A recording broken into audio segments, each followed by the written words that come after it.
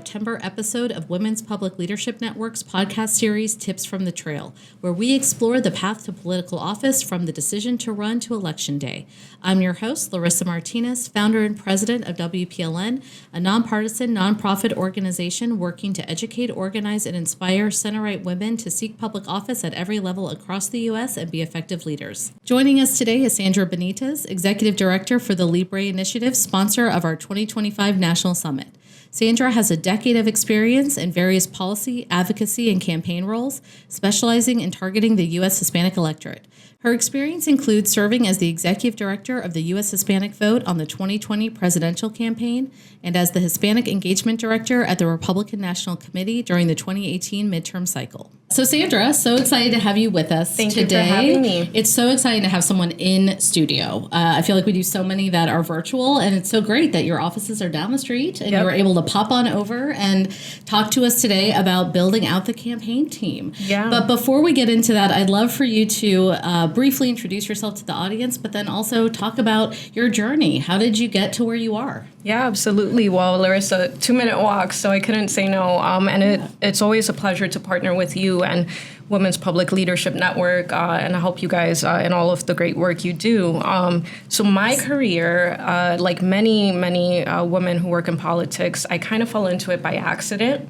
I did major and go to college for undergrad in political science, but I didn't really see a future in political campaigns. I thought I'm getting a degree, I'll move on. But once I graduated, I had been interning on a gubernatorial race, and they approached me about a full-time job. And again, I thought I'll do this for 6 months. He wins, I'll move on. But what I realized very quickly was that there was a strong need for not only women in politics, but Hispanics in politics. So through that, my journey kind of developed because I found mentors who not only led, but they really showed me the best practices on how to run campaigns, how to engage the Hispanic community. And at that time, it was a very niche sector, especially in conservative politics. So one thing led to another, and next thing I know, I've been in the industry over 10 years. That's crazy. But also, I tried to get out, in all fairness. It's hard. It's hard to get out once you kind of see behind the scenes and you know how it goes. And I feel like the work that you have done throughout your career has been so impactful and so impressive. What has been kind of something that you've been the most proud of, or something that you really kind of point to as a moment that defined your career path? Well, I think every role I've had has been impactful. I've tried to diversify, I would say, my portfolio. So I've worked for political committees, presidential gubernatorial campaigns, and the advocacy space. But I would say my most recent and current role, the LIBRE Initiative, is probably the most impactful. And the reason is we're not talking about just a political candidate or political cycle. We're really working in the Hispanic community long term.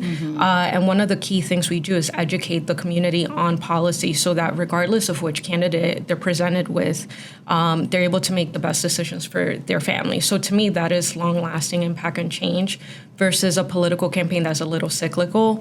I still find political campaigns exciting. Every now and then I miss the action. They move very quickly. But, one thing I'm most proud of is being able to kind of show up for the Hispanic community. And even when I was on political campaigns and the committees, being able to sit down with Senate candidates, presidential candidates, and walk them through the importance of the Hispanic community and the impact that they can make in their district and their state, that also gave me a lot of pride.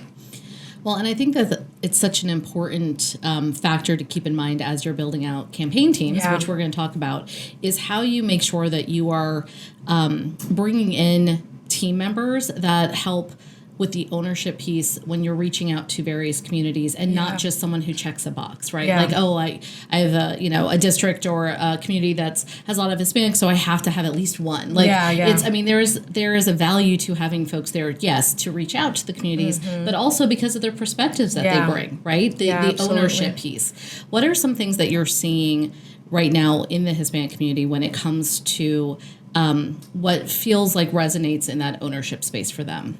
Yeah, so one, I think you hit the nail on the head. It's not so much about background, it's about that authenticity and knowing the community. I think for any campaign, whether it's a federal or local campaign, having someone on your team who really knows and understands the community.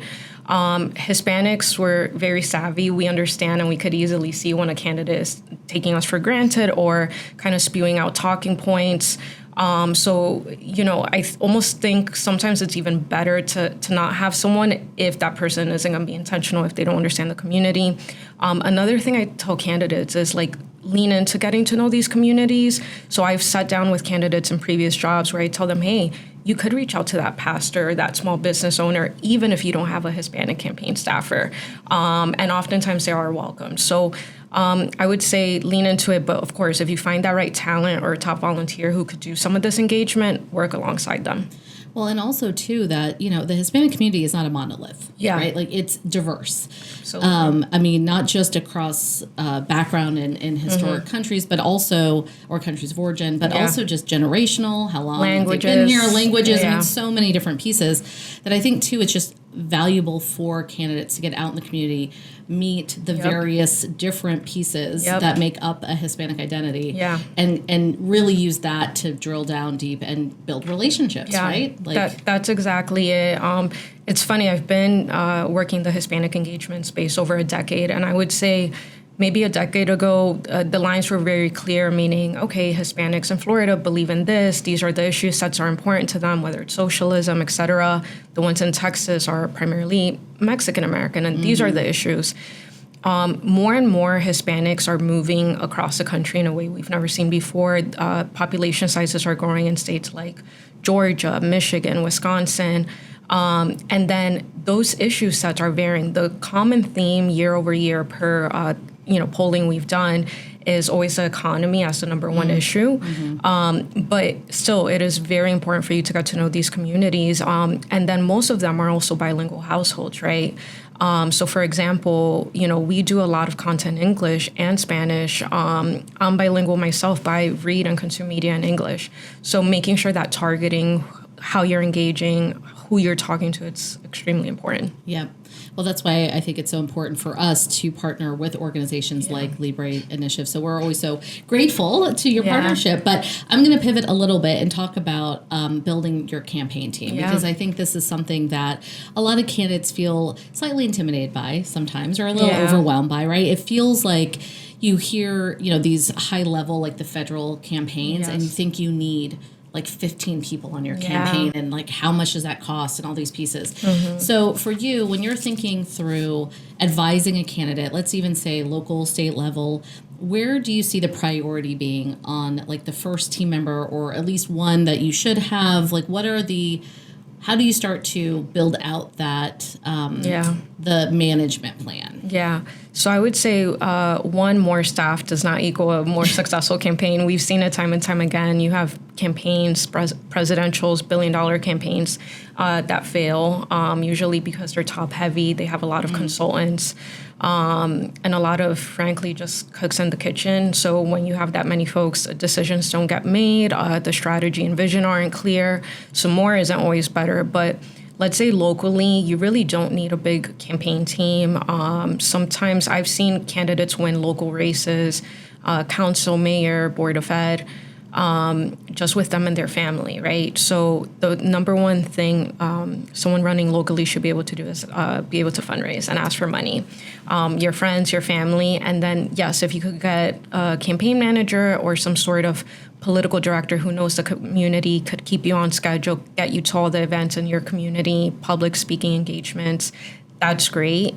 Sometimes that could look like the form of maybe it's your partner, or maybe it's a top volunteer, an intern in college.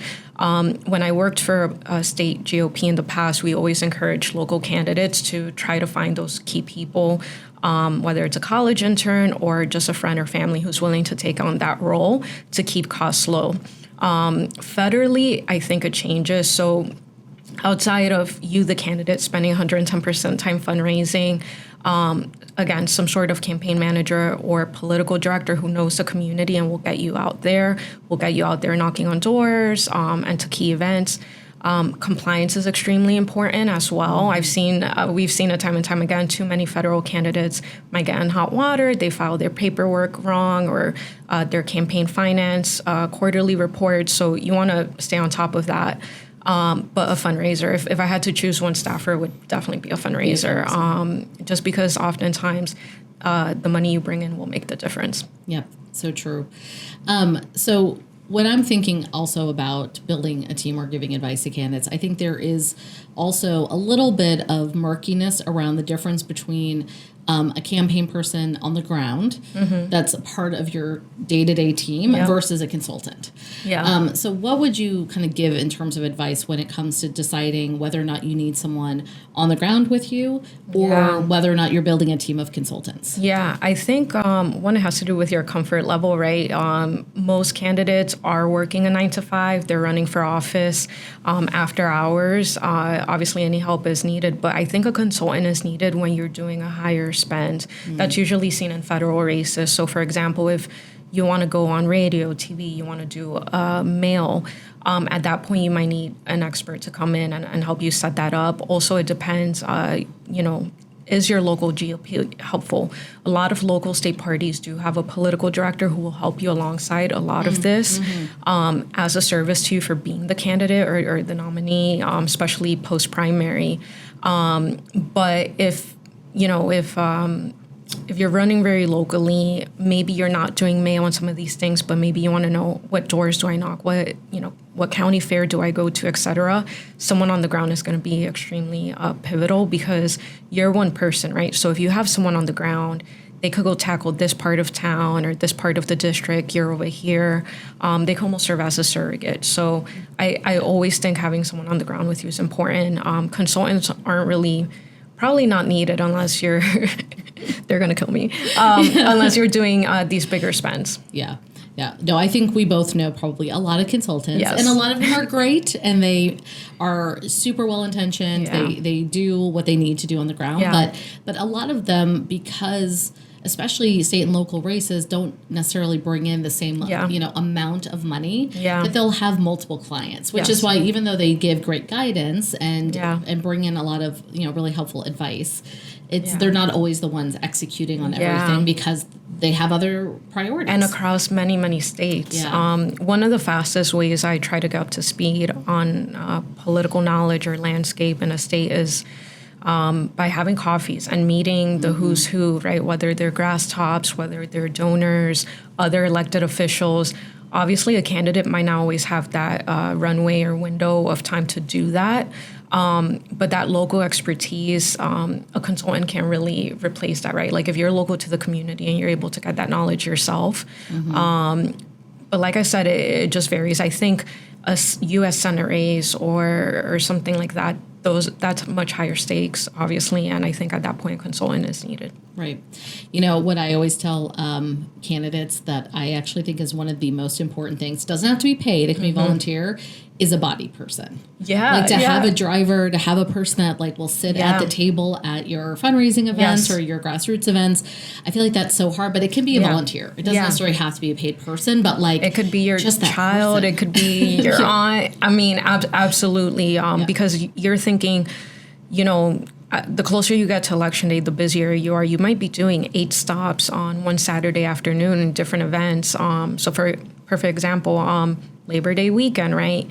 There's so many events across the country, very small scale, but if you're back to back to back, it's hard to drive and read up on the event, who's going to be there, et cetera. So having that extra person is really helpful. And they can also help field any calls, right? Whether it's calls from the community, calls from potential donors, volunteers. So yes, I fully agree. Yeah.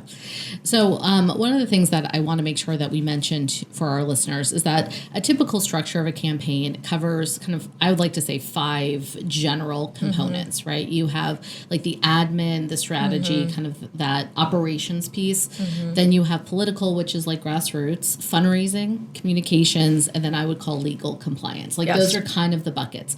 So when you're looking at different structures, depending on the level, where do you see some of the differences really standing out when it comes to how they divvy up the components or who's in charge of the components if you're running for local versus running for a federal office? Yeah, federal, I would say my experience has always been fundraising kind of runs the shop, and communications. Obviously, you have to have a very succinct message. You don't need a full-fledged policy platform, especially if, you're or primary, et cetera. But I would say comms and fundraising. Compliance, I would tie that in with fundraising. Locally, like I said, the compliance is not going to be as tedious. I would say more the grassroots side of it, getting out there in the community, especially in some of these races where you win and lose by a few hundred votes, right? We don't have too many congressionals that are won and lost. There are a few target ones, but locally, I would say the grassroots person is going to be key and pivotal, and then comms as well. Yeah.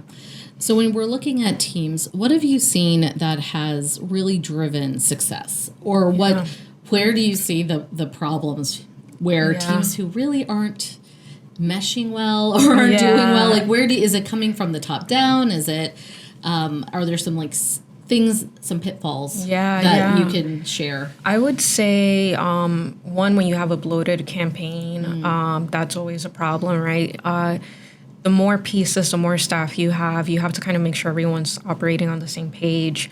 On a campaign also, everyone should be excited about the candidate. I have seen campaigns where some folks are really just there to collect a paycheck. So being mission-oriented, whether that's an organization, the candidate. So if I'm a candidate, I want to make sure that this person's excited to work for me and wants to help get me in office. But the biggest pitfall I've seen is taking anything for granted, meaning folks, both locally and more federally, but who look at polls and say, we have it in the bag. We're up X amount. We are crushing at every fundraising quarter, and they end up losing.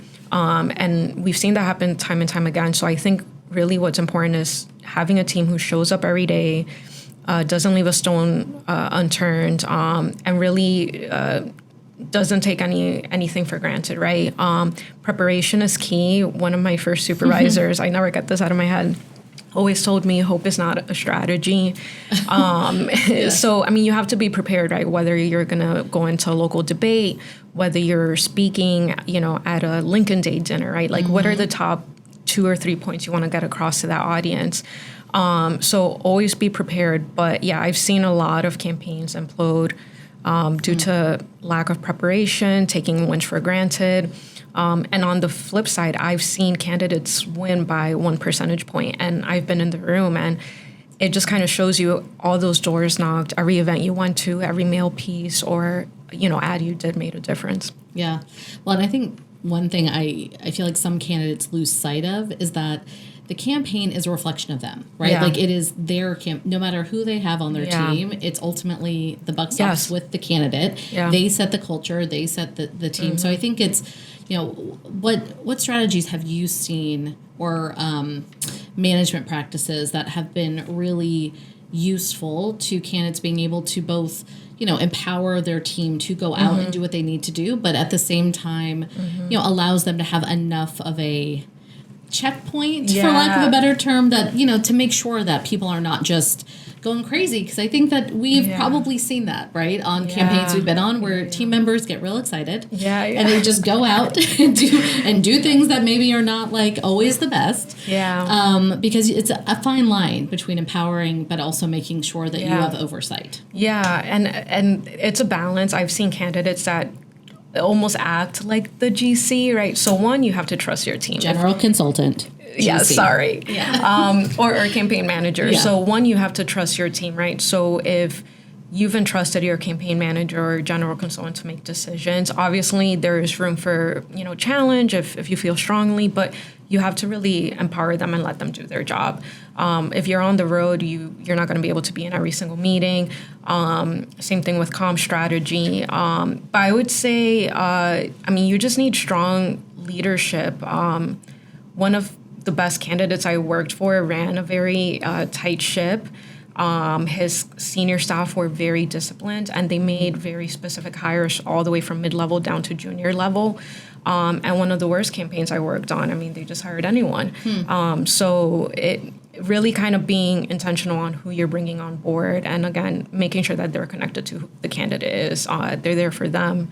I've seen campaigns where day of election, people don't even show up to the office. They're not work. I mean, it blows your mind, right? Yeah. And that particular campaign we lost. So you really need a hardworking team, and I would say the candidate kind of dictates that. Okay. So in terms of hiring practices, right, I feel like we've now talked about how vital it is to have a really good team and good folks, but it's hard. It's hard to know when you're interviewing or when someone gives you recommendations. And especially if you're a first-time candidate, I think there is this idea that if someone has had campaign experience before, then they're the experts, right? Like they know what a campaign looks like. You don't, so you should defer to them, even though it's your campaign, it's your brand, it's your candidacy. So what are some things that you've seen done well, or some candidates that have hired well, so whether it be questions that they ask or just expectations put in place, prep work in advance? What are some hiring tips? Yeah, so in this industry, most hiring is done by references.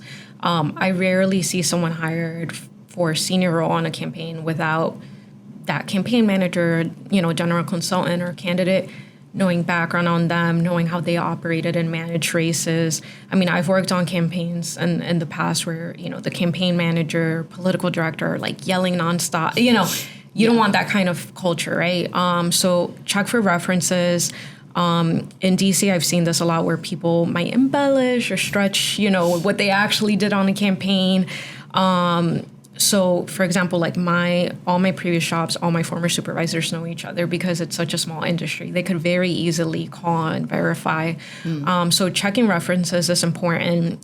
Someone could tell you that they were the determining factor in, winning whatever, right? You don't know that.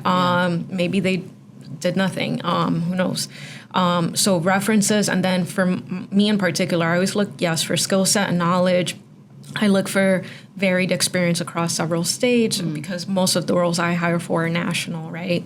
So I want someone who's been able to work in different states and knows these communities. But the number one thing I say I would look for is integrity. I think when we represent a candidate or an organization, you want someone who's gonna uphold that brand or that candidate, be honest, be genuine. And I've seen it a few different times where you might have someone on your team who doesn't have that. It creates an issue, and then it puts the candidate at risk. So I know that's kind of like a super soft answer, but I think it's important. No, it definitely is. And then also I think a can-do attitude, right? You don't want people that are just there for their own ego or to just execute. You have to have some, I keep coming back to this term about ownership because I think in today's world, I'm seeing it both at the nonprofit hiring side, but also in the campaign space. There's, I think, a lot of people that think, I'll just come in, do the job that's described, check the boxes. But campaigns, you have to be able to troubleshoot. You have to be able to jump in. And innovate. Yeah, and sometimes, super fast. Yeah. So you have to have that trust there as well. Yeah, that is so key. I would say, thankfully, most of my colleagues and former, current, I would say are in that space. Where they kind of troubleshoot quickly. And I remember, for example, the presidential I worked on, no day was the same. One day I might be fielding a call from a top donor. The next day I might be writing out a comm statement on a difficult thing that happened in the news, or maybe the candidate said something, so I'm drafting a response. And maybe the following day I'm staffing the candidate at an event. So you're kind of wearing multiple hats, and that was a pretty large campaign. It was a presidential, so even then I had to wear multiple hats. So someone who's ready to roll up their sleeves and make decisions quickly as well as needed. So would you say, just in general, when you're looking at some of these priority hires that we've talked about, that there's a difference between a primary general team and same in when you're looking at the differences between an open seat and one where you're challenging an incumbent? So I guess my question is, how do you see the actual race itself playing into the hiring, or what you think you have to have on your team? Yeah, I would say it all depends on, again, like the competitiveness of the race. Obviously, let's say it's a 2 or 3-way primary in a very competitive district. You might want to get a consultant at that point, because at that point, that political strategy and input, it might come down to data, what doors or you're knocking or what, mail you're sending out. That might be the difference maker in that primary. But maybe once you get past that primary, you're coasting to election day, right? So you might not need as many resources dedicated, or vice versa. You're the candidate in the primary, but that general, maybe it's a swing district, and that general will be tough. So at that point, you will need to get more resources. Still, the answer remains the same. Fundraisers are in the top, and some sort of political strategist. It could be a campaign manager or GC, but someone to kind of help you make those difficult decisions on how you're going to spend your budget, where, and that's obviously very important for federal. Locally, if it's a race that's not as expensive, that maybe matters less. I think locally, getting out in your community, doors, earned media, are more important, but those are things you could get yourself. Like you could get those media hits, you could go to those events, where a GC, I think they're providing higher inputs on those broader investments. Yeah.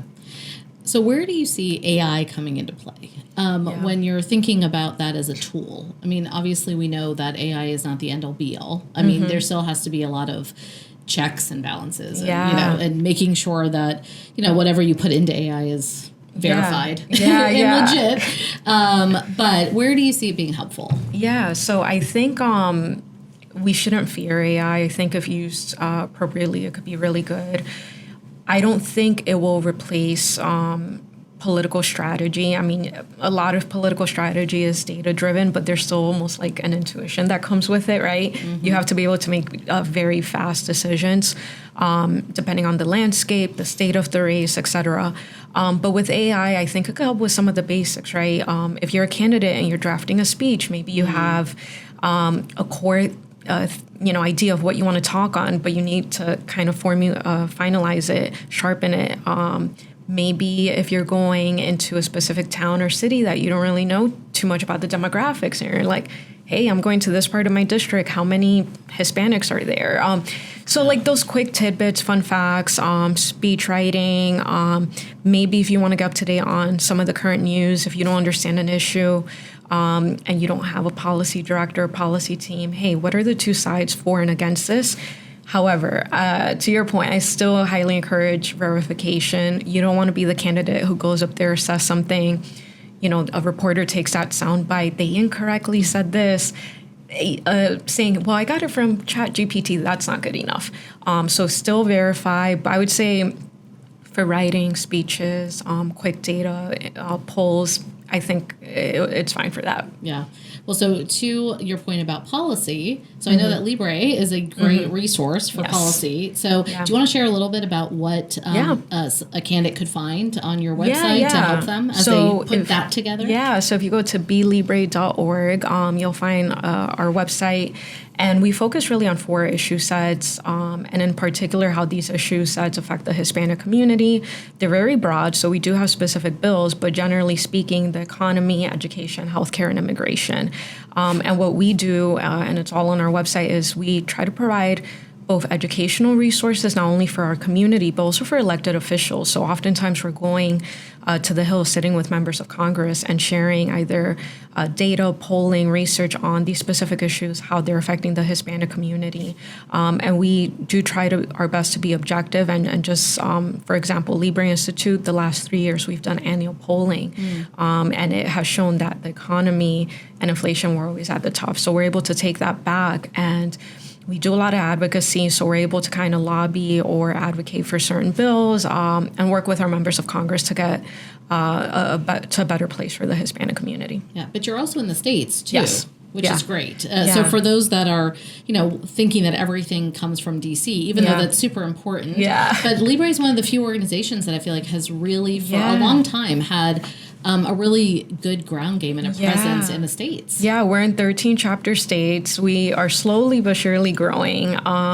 And yeah, I think oftentimes people forget how important local policy is, but in particular for the Hispanic community. And we focus on local issues, whether it's language access, issues around the economy, deregulation, et cetera.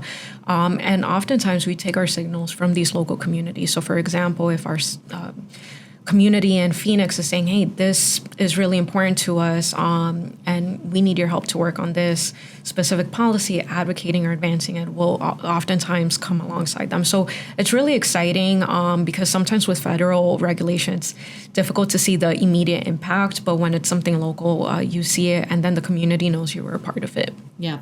So what would you say, as we're getting closer to the end of our discussion with you today, what would you say is one kind of takeaway that you would like people to walk away from this podcast with when it comes to engaging the Hispanic community or making sure that they are building teams that are responsive and reflective of their communities? Yeah. Well, one, with the Hispanic community or any community, is just showing up.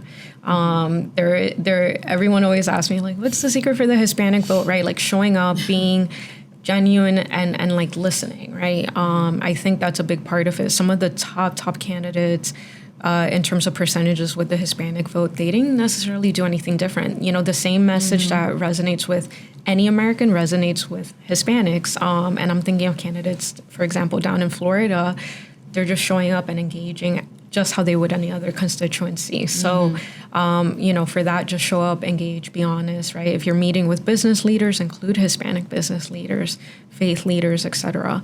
And then just with the campaign team, right? Ensure you're bringing on people you trust, people who have that integrity and leadership. I would say fundraising for any race, local or federal, is probably one of the top things, but then getting that local knowledge either through grass tops, former candidates, current elected officials who could share some of that knowledge, or through hiring a campaign manager, political director of some sort. The comm strategy and all of that comes into play. I've seen some candidates who essentially run their own comms. They feel really comfortable speaking with media. They're very polished. They know how to draft their own talking points. So really, I would say that's on a case-by-case basis. But ideally, you would have a campaign staff of at least 2 to 4 people locally. A body person would be great as well. That's great. Well, great. But before we say goodbye to you today, could you tell us if there's anything that you would recommend people watch, listen to, read, things that you're reading or engaging in? Because I think right now it's so hard. There's so much out there. But one of the things that we really value is partnering with organizations like yours and individuals like yourself that can help kind of start to narrow that down a little bit by sharing what you read. Absolutely. Well, I'm going to plug our newsletter. You could join at blibre.org. So our newsletter, we're obviously in 13 chapter states. We do both federal and local policy, but that newsletter encapsulates not only our top policy areas for that week and events, but also our top media hits. A lot of our team, they'll do Spanish and English language media. So it's really cool just to see what's going on in the Hispanic community, what we're hearing, what we're working on. But outside of that, I would say for anyone listening, especially if they're considering running for office, one thing I do every morning, and I close out my day with this, is, it sounds very boring, but is reading the news, current news, whether it's short form articles, long form. I think being curious and up to date across all these issue sets is important. I don't have a favorite outlet. I think kind of getting news from varied outlets is especially important, especially because of how polarized we are. And same thing with TV and media when I'm watching the news. I try to watch different outlets. It helps me, I guess, not get tunnel vision, which is pretty easy. But I always start my day reading the news, and that's how I end my day. And I think it kind of helps keep you sharp. Yeah, for sure. And things move so fast, yes. Right? Like there's so much going on constantly that, it's hard to know where. But I think to your point, if you can at least dedicate a few times during the day rather than feel like you have to continually be paying attention to it. And it doesn't have to be everything. Like some of the alerts and things I'm signed up for are not even political. It might, it might be some random other thing. So it doesn't always have to be politically focused. It could be very local. I remember one of my favorite newsletters. it wasn't a gossip column, but it was like very local New Jersey politics, and I loved reading it. So, it could be whatever, right? But I just think kind of understanding how decisions are made and what's happening either locally or in the country is important. Awesome. Well, one last question for you. So as you may know, we've launched a new program called Lead in Style, where we talk to people about what they have in their bag. And as you and I were discussing before we started recording, it feels like a very basic thing. Like, well, obviously I have my wallet and my phone. Yeah. But everybody does have a few things that they feel like are unique to them or something that they really feel like they have to have. So what is something that you have to have in your bag? So it varies. Like, am I traveling? Am I in DC? Am I going to a reception? Always, if I'm wearing heels, always a pair of flats. I am not a fan of heels. So I always will have flats, sandals. So that's a high priority for me. I am one of those women who have like a little medicine kit. So I always have like Advil, Band-Aids, etc. If you're a candidate, maybe like a Tide pen, you never know.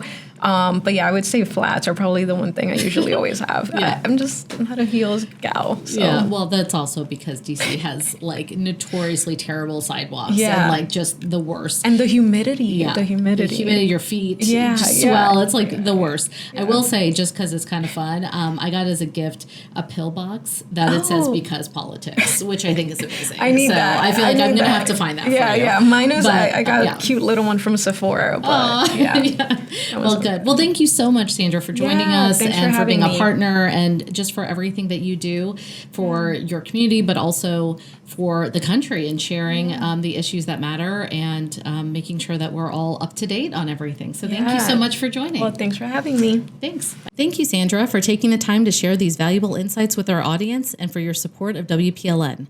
WPLN is a national nonprofit working to educate, organize, and inspire center-right women to seek public office at every level across the U.S. and be effective leaders.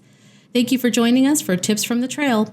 You can find us on Spotify, Apple Podcasts, and YouTube.